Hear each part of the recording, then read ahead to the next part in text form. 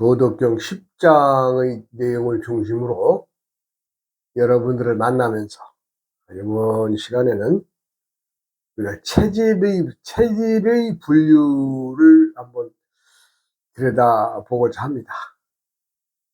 체질이라고 하는 것은 사람들이 체질을 분류하는 것인데, 우리가 지금까지는 사상체질의 분류만으로 그것에 의지해서, 또 그것이 정해진 것에 의해서 사람들은 이제 사상체질로만 분류를 했죠. 우리가 이제 한의학이나 모든 분야에서 사람의 체질을 분류할 때는 사상체질을 중심으로 태양인, 태음인, 소양인, 소음인, 이렇게 네 개의 체질로만 분류를 해서 사람들의 이제 성질이나 또 행동이나 건강이나 질병, 이런 것들을 이제 우리가 이제 그 사상 체질론에 의해서 분류해 왔죠. 그런데 이제 제가 쓴 천을진경이라고 하는 책이, 우리 사모님이 쓰신 책이 있는데, 그 책에는 사상체질을 넘어서 구상체질론에 대해서 말씀을 간략하게 써놓으신 게 있어요. 저도 처음에는 사상체질론을 말하자면 뒤없는 구상체질론에 대해서 써 있는 것을 보고, 그동안은 이 구상체질에 대해서 세상 밖에다가 내놓거나 말을 하지 않았습니다. 그러나 더 중요한 것은 우리가 세상을 살아가면서 어떤 원인과 결과를 놓고 볼 때에 애매모호한 그 중간지대, 흑색지대가 존재함을 알게 되죠. 즉, 태양인에서 소양인으로 넘어가는 과정이나 소양인에서 소음인으로 넘어가는 과정이나 또 소음인에서 태음인으로 넘어갈 때 그 사상체질론의 경위로서는 규명할 수 없는 분명한 빈 공간과 자리가 있다는 것을 알게 되죠. 그래서 이것을 좀 더 세분화시켜서 구상체질론이 필요하다는 것에 대해서 제가 이제 공감을 하게 되고, 저도 이 분야에 대해서 뭐 의학인이 아니니까 그냥 우리 스승이 써놓으신 책을 그냥 그대로 번역해 드리는 것 정도 외에는 큰 도움을 드릴 수는 없죠. 내가 왜 만약 어떤 뭐 의학 공부를 한 사람이라든가 또 그쪽에 종사하는 사람이라면 좀 더 이 부분을 좀 더 연구하고 좀 더 깊은 심도 있는 글들을 또 혹은 찾아서라도 말씀드릴 수 있을 것이나, 그렇지 못하고 단지 구상체질론을 주장하신 사람도 있다라는 정도로 여러분들에게 오늘 소개를 올리기로 합니다. 우리가 이제 태양인, 태음인, 소양인, 소음인, 사상 체질로서 그 사람의 체질에서 어떤 약이, 어떤 재료가, 또 어떤 나무의 성질이, 어떤 약초의 성질이 맞느냐 안 맞느냐의 관계나, 또 사람들이 행동에서 움직이는 행위의 행태를 보더라도 우리가 이제 사상체질론에서는 이제 다 정리를 해놨죠. 그런데 그것이 세상은 결코 무엇이 옳다라고 할 때에 그것만이 아닌 다른 무엇이 끊임없이 생겨나고 있는 것을 알아야 될 것입니다. 그래서 이제 간략하게 이제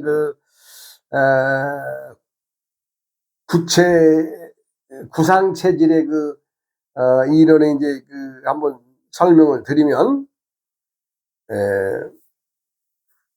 태양인, 태음인, 소양인, 소음인, 요 사상 체질론의 체질이 다 들어가고, 그 다음에 양명인, 걸음인, 오행구비인, 태양, 태음 합체 또는 소양, 소음 합체로 분리를 해서 구상 체질의 분류를 나누어 놨습니다. 다시 한번 말씀드리면, 기존의 사상 체질은 들어가지요. 태양인, 태음인, 소양인, 소음인, 요 사상 체질 들어간 다음에 구상 체질에서는 양명인, 걸음인, 오행구비인, 태양, 태음 합체인, 소양, 소음 합체인에서 5가지 체질을 더 집어넣어서 구상 체질의 분류가 되어 있습니다.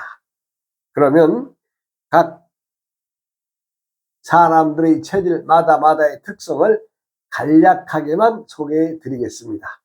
이 책에도 더 이상의 어떤 말씀이 없었고, 좀 더 연구를 해봐라 라는 말씀만 있었기 때문에, 저는 이 전문인이 아니니까 책에 있는 것만으로 내가 이제 말씀을 드리겠습니다. 태양인은 호걸이 많죠. 호걸이 많고 성품이 용감하고 결단력이 있으나, 여자가 태양인일 경우에는 어때요?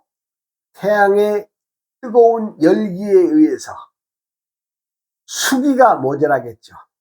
그래서 여자가 태양인일 경우에는 방광이 협착하기 때문에, 즉 수기가 모자라기 때문에 수태하기에 불리하다, 임신하기가 불리하다, 그런 말씀을 남겼습니다. 그 다음에 태음인은 역시 영웅호걸이 많고 성품이 인내 자중하며 체질이 중후하다, 좀 풍부하다, 좀 넉넉하다 얘기죠. 체질이. 그런 사람들이 태음이다. 그 다음에 소양인은 소인이 많으며 성질이 급하고 이해를 잘하며 정이 많다. 누구나 다 지니고 있는 성깔이죠. 소음인은 교만, 질투, 사심이 많고 혈이 풍부해서 여성들은 가산을 한다, 생산을 많이 한다라고 했습니다. 태음인은. 반대로 태양인은 수기가 부족하기 때문에 임신하기가 어렵다 그랬죠. 그 다음에 양명인, 성품이 온화하고 순하며 남과 다투거나 시비를 잘 하지 않는다, 잘 참는다 얘기죠. 그 다음에 걸음인, 걸음인은 우둔하고 미혹에 빠지며 욕심이 많고 무슨 일을 하면 자신이 세운 꾀에 자신이 잘 넘어간다, 멍청하다, 즉 자기만 아는 욕심스럽고 욕심내는 사람이 많다 이 얘기죠. 걸음인으로 분류가 될 경우는 그렇다는 얘기죠. 그 다음에 태양, 태음 합체, 강함과 온유를 겸비해서 외교에 능하고 사교에 능하다. 즉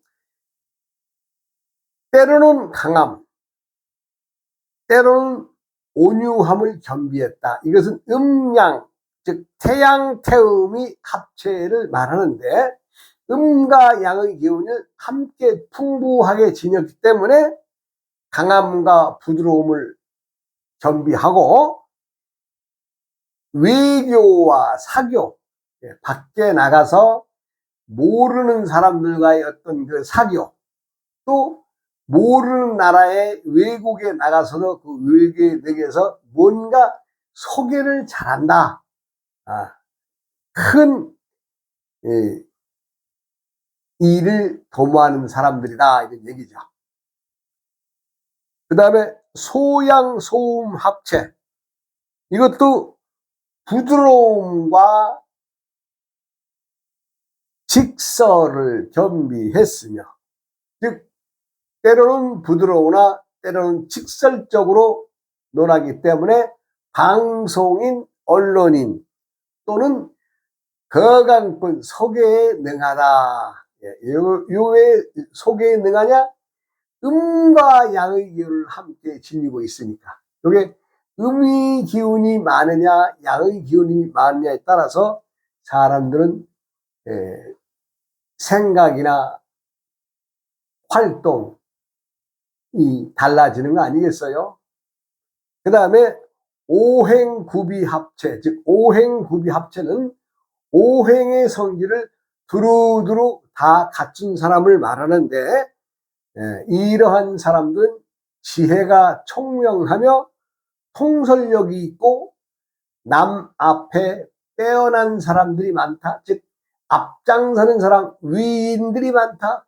즉 군대로 말하면 장군들이 많다 얘기죠. 그래서 요 구체론에 대해서 지금까지는 사상체질론으로만 사람들을 구분했으나 요 구상체질론에 대해서도 연구를 해볼 만하지 않겠느냐라는 관점에서 제가 말씀드린 겁니다. 우리가 체질이 어느 체질이라고 해서 평생 자신이 내가 예를 들어서 양명인이다. 양명인은 성품이 온화하고 순하며 남들과 다투지 않는다고 했는데 꼭 그렇지만은 않겠죠. 때로는 좀 시비거리도 생기고 또 남과도 다투기도 하겠지만은 많이 참고 온유하게 넘어간다 이런 얘기죠. 우리가 사상체질을 떠나서 아니면 사상체질이 주는 어떤 기운들을 뛰어넘어서 구상체질론의 연구를 함으로 인해서 사람들의 체질을 좀 더 세분화시켜서 살아가는 모든 사람들에게 때때마다의 기운들이 다른 것을 알고 그것을 품고 살아간다면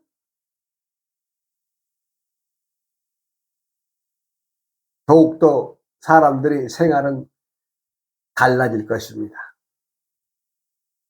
우리가 무엇을 생각하고 있다, 나는 이것이 좋다, 이러한 자신이 결정하기까지의 모든 것들은 자신이 품고 있는 혼백의 힘입니다.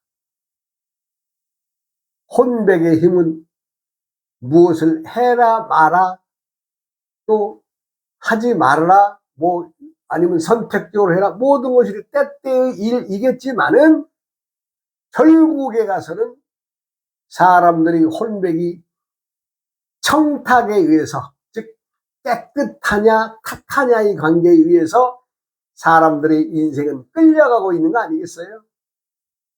그러니까 혼백이 중요하고 우리가 살아가는 을이나 넋이 중요한 것이 아니겠느냐.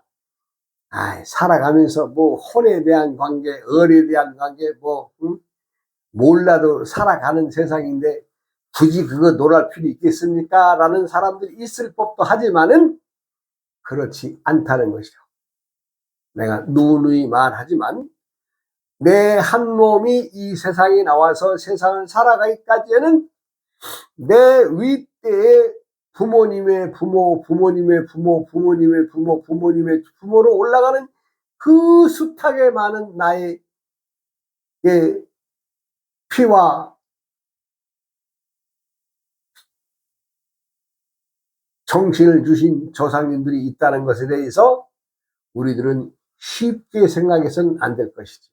왜냐하면 그분들마다는 다 올바른 생각을 지니고 사셨던 분들이 아니겠어요? 사람들은 분명히 자신이 부모의 행위를 닮고 따르게 되어 있습니다. 아니, 그런 얘기 있잖아요. 옛날에 법이 있어서 이제 뭐 50 넘어 60 되면은 전부 다 고려장 시켜야 된다 해가지고 산속에다 이제 부모님들 가묘를 만들어 가지고 거기다가 이제 참 며칠 먹을 쌀이나 물이나 주고는 그냥 땅 속에 묻고 오잖아요. 그런데 아들놈이 어머니 아버지가 지게마저도 그냥 산속에다 버리고 올라가는 거를 그 아들놈이 슬무시 지게를 지치면서 한 소리 했다잖아요.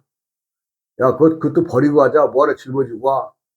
아들이 하는 소리가, 아버지, 나도 아버지가 늙으면 이 지게를 짊어다가 여기다 갖다 버려야 될 텐데 이 지게가 필요하지 않겠어요? 깜짝 놀랐습니다. 왜? 지금은 자신이 자신의 어머니를 나이 먹었다는 이유로 버리지만은 또 때가 되고 시간이 흐르면 자신들이 그 나이가 되어 자식의 지게에 얹혀서 산에 갖다 버려지는 신세가 된다는 것은 불보듯 뻔한 얘기 아니겠어요? 그러니 아들의 말을 듣고 묘지에서 어머니를 파서 다시 내려가지고 집으로 돌아와서 숨기면서 이제 말하자면, 당신은 법이 이제 그 나이 드신 분은 고려장 해라 하는 법이 있었다 그래요. 모르겠어요. 이건 민간들에게 뭐 좀 우스갯거리로 또 재밌거리로 가십거리로 그런 얘기가 그런 때가 있었는지 모르나, 법을 어기는 일이니까 엄마를 숨겨서 공양을 했다 그래요. 지금 우리가 힘이 있을 때야 두려운 게 뭐 있어요? 두려운 게 없죠. 다 내가 지닌 건 내 거인 것 같고 세상이 돈짝만하게 보이고, 그렇죠. 세상의 모든 사람들이 다 내가 다 지배하는 것 같고, 착각입니다. 착각.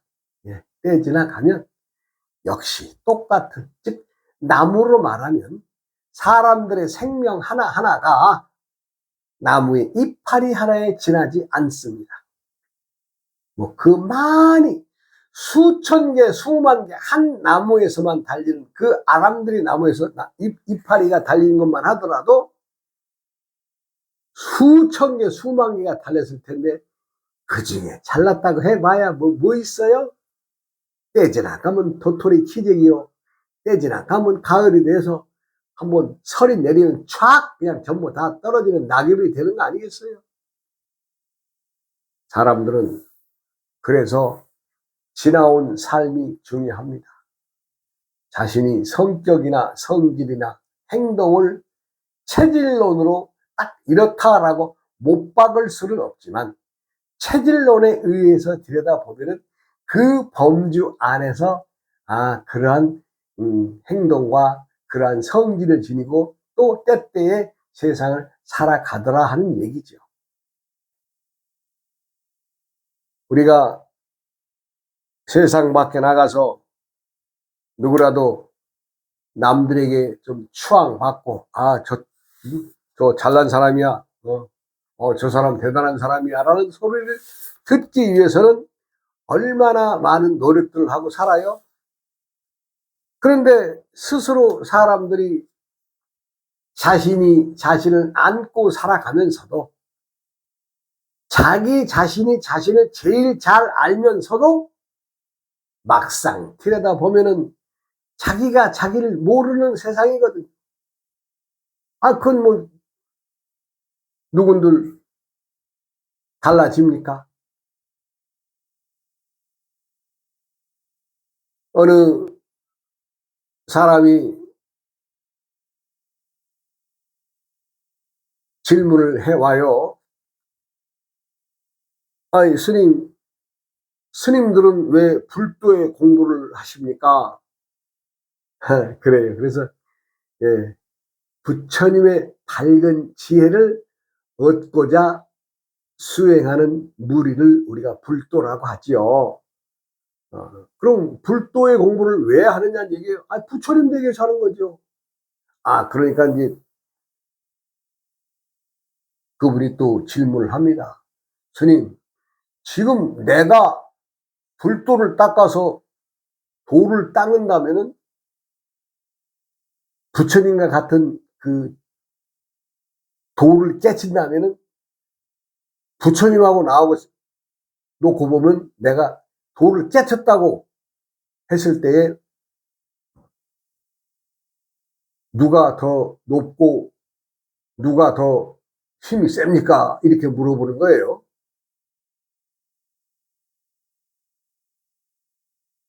그러니까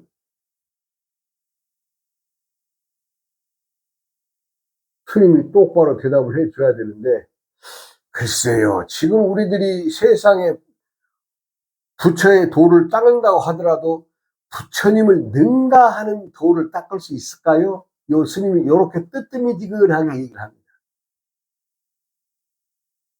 그러니까 부처의 불성의 도는 부처님이 깨달은 자리나 지금 누구라도 어느 중생이라도 깨달은 자리에서의 도는 같습니다 라고 얘기하면 될 것을 이 스님이 아직 그 경계까지는 가지 못했기 때문에,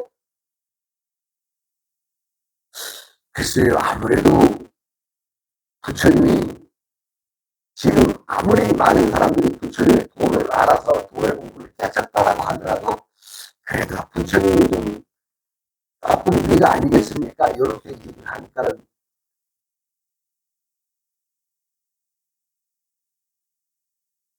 그 사내는 그러면 그 차이 나는 도를 뭐하러 배워요? 예? 내가 부처의 도를 닦고 부처의 지혜를 품으려고 하면 부처를 능가하고 부처를 동급이 되고 동급 이상의 힘을 발휘하고 그렇게 인정하고 사람들이 부처의 도를 밟는다면은 그걸 한번 생각을 해보겠지만, 내가 아무리 지금도 공부해 봐야 뭐 석가모니 부처님의 그 도를 능가하지 못한다면 내가 뭐하러 배웁니까? 지금 해도 부처님 못 이기고 내가 도를 깨쳐도 못 이긴다면 그 뭐하러 그 도를 공부합니까? 이렇게 얘기를 했다는 거예요. 그런데 이 스님이 간간히 있죠. 무엇을? 도의 실상무상은 석가모니 부처를 뛰어넘어야 깨칠 수 있다는 것을 모르는 거죠. 그래서 우리가 선문에서는 스승도 죽이고 조사도 죽이고 부처도 죽여야 된다는 말 하잖아요. 뭐 죽인다고 하니까 무엇을 실제적으로 위해를 가하고 죽이는 것이 아니라 조사의 생각이나 스승의 생각이나 부처의 생각조차도 뛰어넘어야 그 자리에 최종의 자리에 들을 수 있다는 말인데, 그것을 지금 우리가 도를 닦아도 부처님의 자리를 능가할 수는 없을 거다라고 뜨뜨미지근하게 얘기를 하니까 그 사내가 그런 얘기 하잖아요. 이미 그 사내는 어느 만큼의 이 신력을, 즉 어느 만큼의 믿음을, 어느 만큼의 자신의 자성부처에 대한 것을 생각을 했던 사람이에요. 즉 그 스님이 지니고 있는 수행의 그 깊이보다 그 질문한 그 사내가 더 깊은 공부를 품고 있는 사람이었는데, 이 스님이란 분이 말을 한마디 잘못하는 바람에 이 사례가 많이 헤매게 되죠. 많은 사람들은 저도 그런 법문들을 스님들이 하는 법문들을 많이 들어봅니다. 예. 우리가 길가에서 교통정리하는 그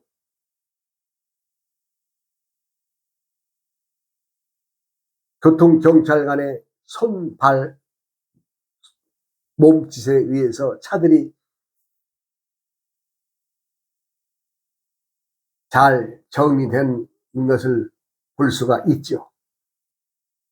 또 시장 바닥에 가면은 그냥 노점에서 골라 뭐 하면서 그 물건을 파는 사람들 있잖아요. 약장수들도 약 팔면서 비암 얘기를 하면서 떠드는 사람들, 그분들 하나하나가 다 부처입니다.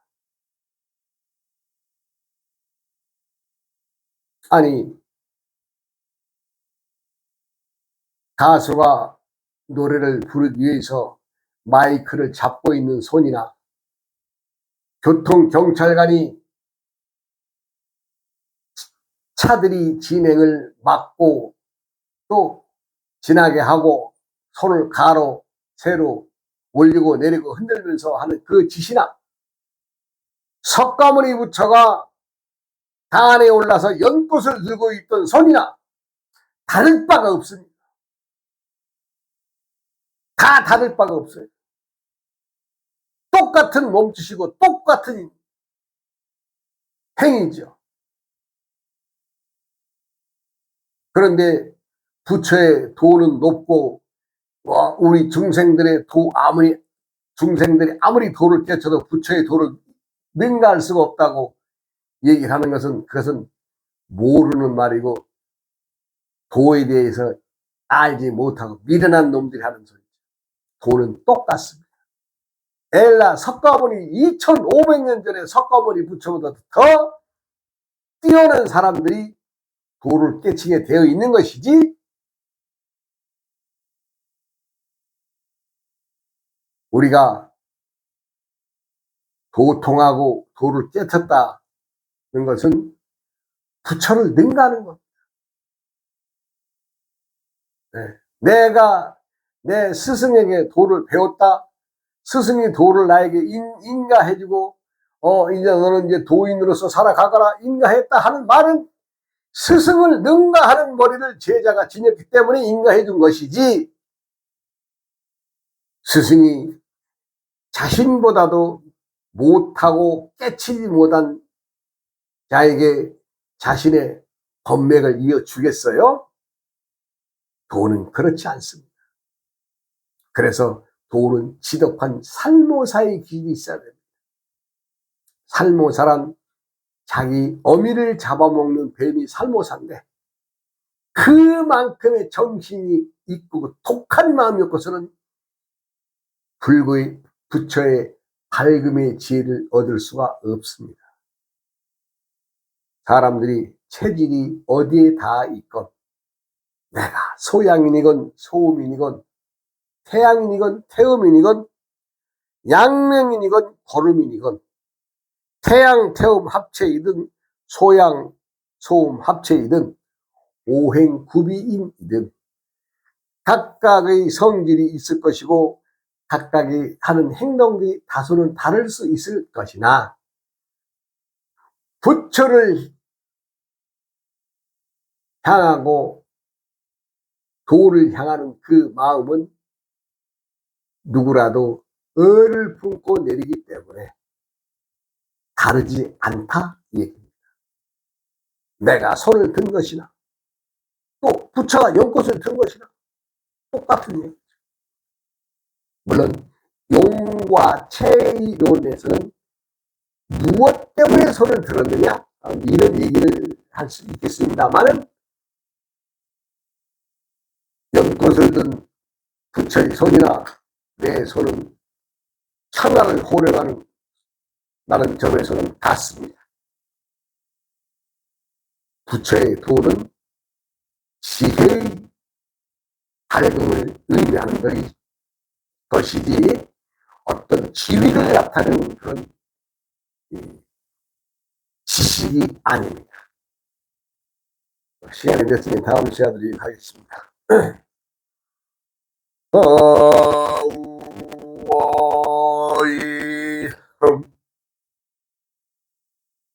우이야